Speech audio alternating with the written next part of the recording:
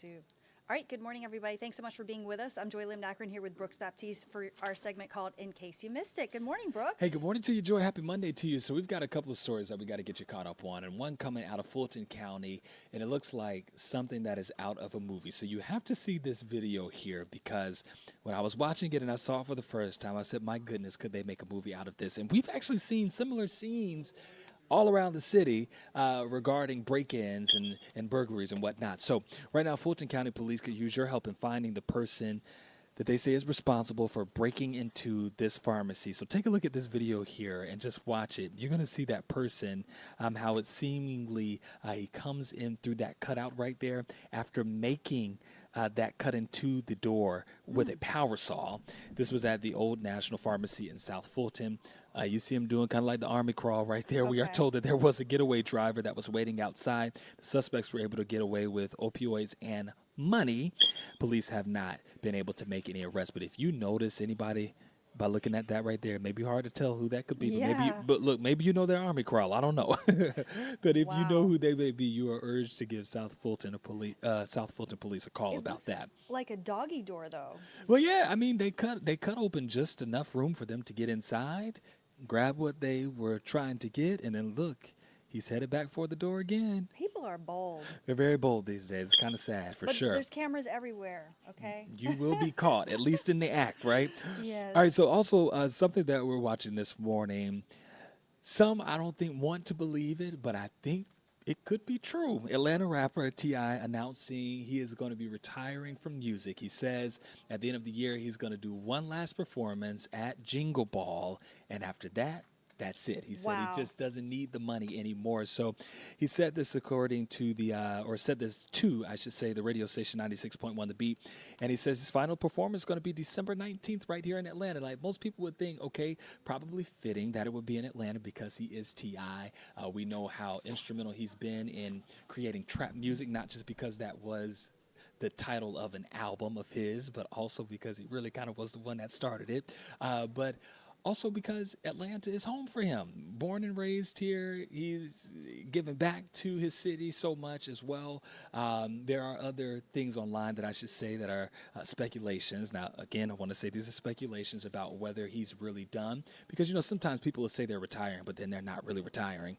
I don't know. This could be the real deal for him. Well, how old is he, Brooks? Do you know? I don't know off the top of my head, but he's got to be good into his 40s. Yeah. I doubt that he's hit 50, but he's got to be good into his 40s right now. And he says he just doesn't need the money. Now, I will say this. Some people did point out that he and his wife recently came out on top of a $77 million lawsuit.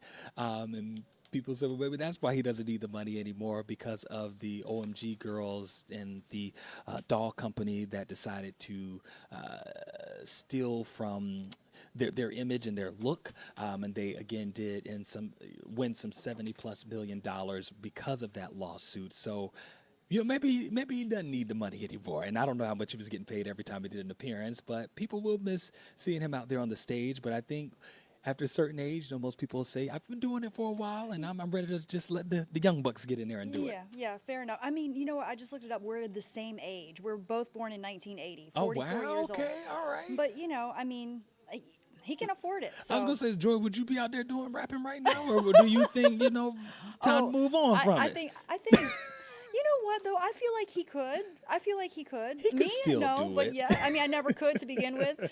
But I feel like he could, and he looks great. I mean, he does. Yeah. So, yeah. But, whatever. People got to do what makes them happy, what works for them. So. And look, he's making way for his son, Damani, who is now out there on the scene and doing a phenomenal job rapping as well. So maybe it's like, you know what? I don't have to be in the industry while my son is in it as well. I've done what I've needed to do, and it's time to just pass the torch. Yeah, and you got millions and millions and millions of dollars. So, right. Yeah. That's right. All right. Well, thank you so much, Thanks, Joy. Brooks. All right. Well, have a great week. This weekend, I know you were out at Pride, and our station was such an important, event for us. Cue the music. Such an important event for us, the annual Pride Parade and Festival. And it drew close to 100,000 people. To Peachtree Street and Piedmont Park. Josh Skinner has more. Cue the music. Play the drums. Or just sing. Finally it is happening. happened to me right in front of my face. That's Deborah Kozlowski. Best day of the year in Atlanta. It's her 8th Pride. Happy Pride! She's doing what most people are doing, drinking a beer and having a good time. Woo! Today was the Pride celebration in Atlanta, running right down the spine. Amanda Hines and her daughter Delaney are not as experienced in Atlanta's festivities We had no idea that Pride was this weekend. because they're not from around these parts. We are from Boston. But they're happy to be here. Delaney identifies as LGBTQ. Everyone can be who they want to be, really.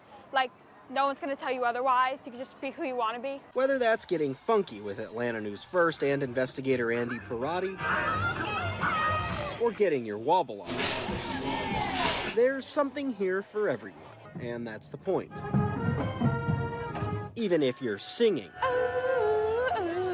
might not be in key. Love it, love it. In Midtown, Joshua Skinner, Atlanta News First.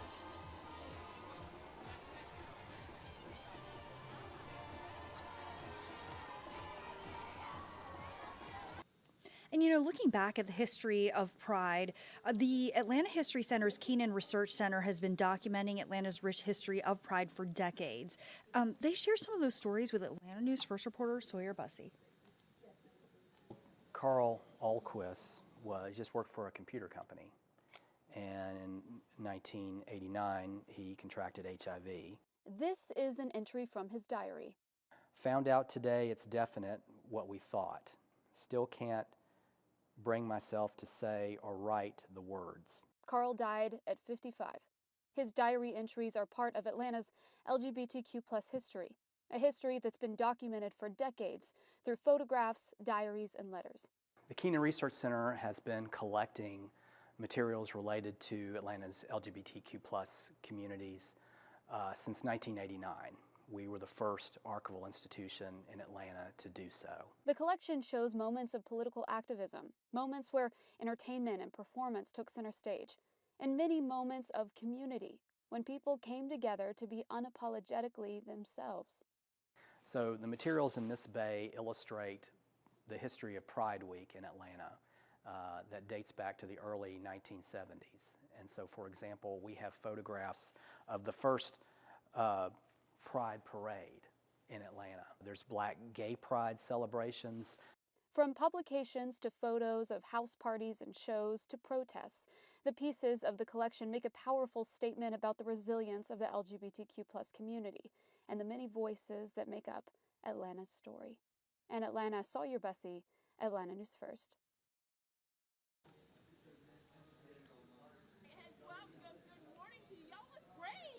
And also this weekend, 10,000 people turned out in Pink for Atlanta's Making Strides Against Breast Cancer Walk. Atlanta News First Maria Moreau has more from the kickoff.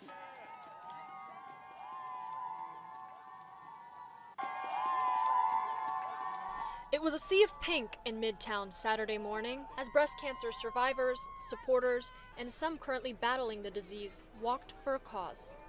Everybody's happy. You know, it's a very, I don't know how to explain, alive type of feeling. You know, it's in the air.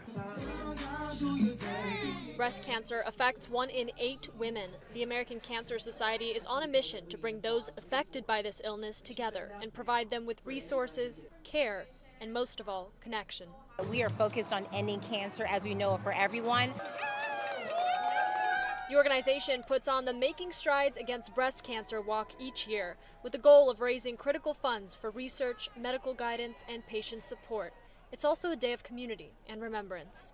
Being around others who have been through it and being uplifting for them, I think it really helps. Thousands walked in pink. Atlanta News First is a proud media partner, and Atlanta News First anchor Tracy Hutchins served as the MC.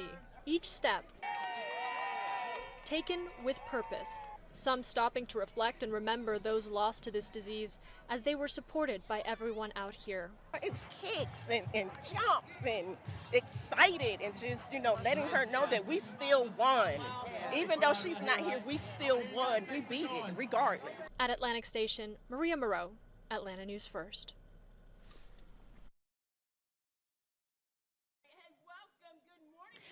and much more on all of these top stories on AtlantaNewsFirst.com and our free mobile news app. Thanks so much for joining us.